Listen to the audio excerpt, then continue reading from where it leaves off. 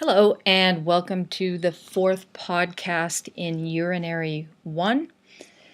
This is called Blood and Urine Flow. So on the screen, you see the kidneys with the adrenal glands sitting on top of the kidneys.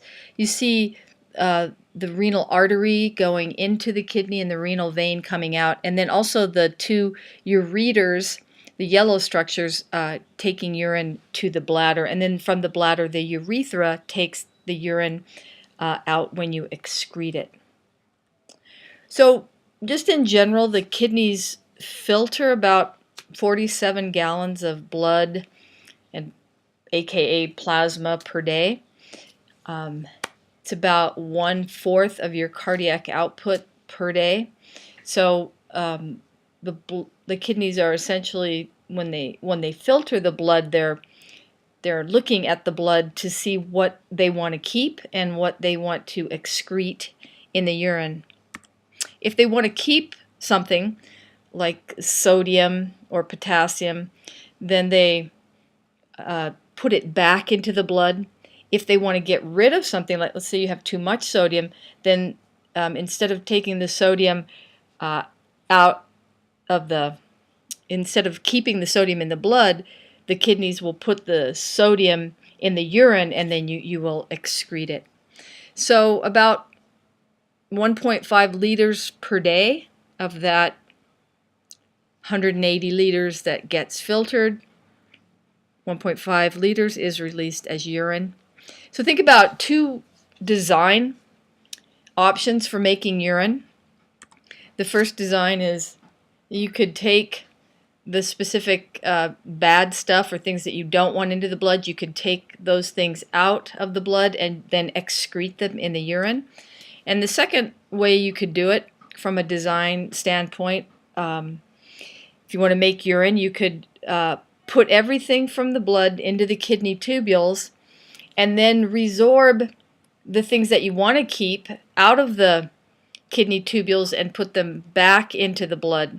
So when you're taking something out of the kidney tubules, that means you're saving it from being excreted in urine, and you're keeping it for the blood. Which design do we use? Probably everybody knows it's design number 2. So here's how it works. So if you look at the cartoon, at the top of the cartoon where it says blood flow, you see a red tube going into a yellow structure. So that red tube is upstream of that red tube is the renal artery. So you're bringing blood that needs to be filtered into the kidney. So the blood enters the tubular part of the kidney, which is the yellow part. The blood enters the tubular part via an afferent arteriole, and then you can see that afferent arteriole sort of makes lots of turns and twists. That then it's turned into a capillary at that point, sitting in that yellow kind of cup-like structure. That's the kidney tubule. So the capillary inside the yellow structure, the kidney tubule, that capillary is called a glomerular capillary. And you can see black arrows coming out of the glomerular capillary. That means the blood is coming out of the glomerular capillaries and going into the kidney tubule system. Now this yellow structure in this cartoon is just represented as a little sort of a C and then a straight line, but the actual tubule system in the kidneys is rather convoluted. So this is just a simplified drawing of the kidney tubule. But together, the glomerular capillary plus that first part of the kidney tubule, sort of the C part of that yellow kidney tubule, is called the renal corpuscle. So the renal corpuscle is made up of two parts, the glomerular capillary and the first part of the renal tubule. So it shows that plasma is filtered. That's a key word, filtered. Plasma is filtered at the glomerular capillary into the first part of the kidney tubule system. And then if you look at these arrows, the plasma that was filtered is now called a filtrate because it was filtered, so that plasma is now called a filtrate. And you can see in the cartoon, if there's a sort of a rose-colored or a pink arrow going out of the yellow kidney tubule and back into the blood, it's called the paratubular capillary in this cartoon. That's called tubular reabsorption. So materials like sodium and potassium are being reabsorbed out of the kidney tubule that's destined to become urine. Things are being resorbed out of the kidney tubule back into the blood, and specifically in the kidney back into the paratubular capillary. That's tubular reabsorption. And then there's another arrow going from the red paratubular capillary back into the urinary tubule. That movement from blood into the kidney tubule is called tubular secretion. So there's three very important terms here. There's filtration. That's when blood leaves the glomerular capillaries and gets into the filtrate.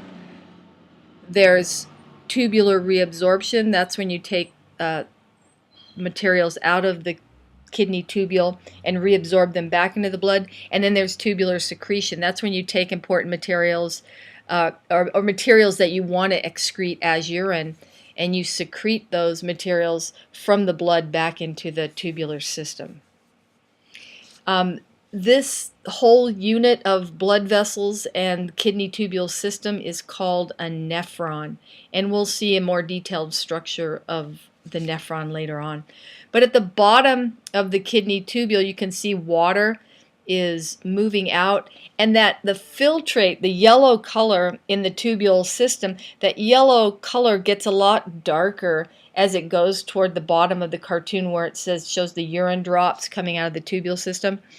And then you can see water is moving out of the tubule system. That's when water moves out of the tubule system, you're concentrating your urine. And we'll talk about how the tubule system does that in another podcast. But for now, let's look at urinary blood flow. So this is definitely, this cartoon will be on the lab practical exam. But here again, you can see a section of the kidney. Initially, the oxygen-rich blood comes in via the renal artery, and when it first branches, when the renal artery first branches, it's called the segmental artery. When the segmental artery branches, it's called the interlobar artery.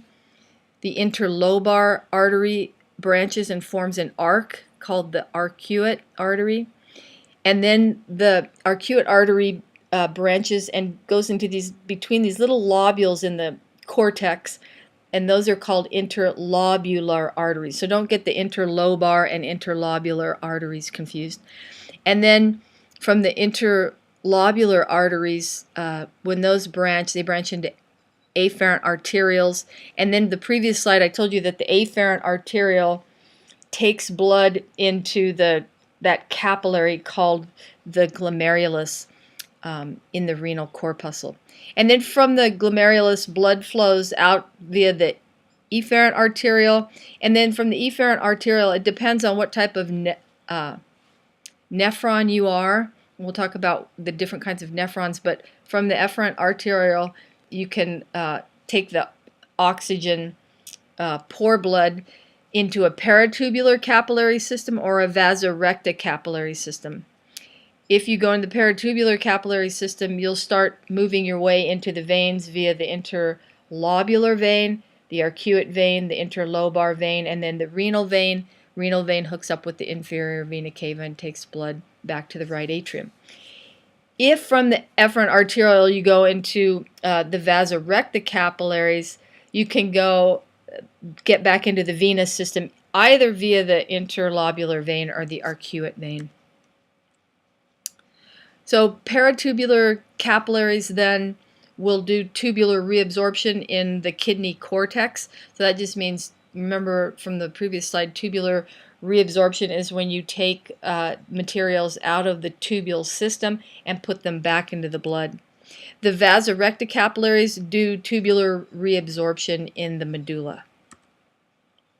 So this is just a cartoon of a renal or a medullary pyramid and a nephron. So remember when I showed you that tubule earlier in this podcast, it was just the tubule was represented as just a straight tube.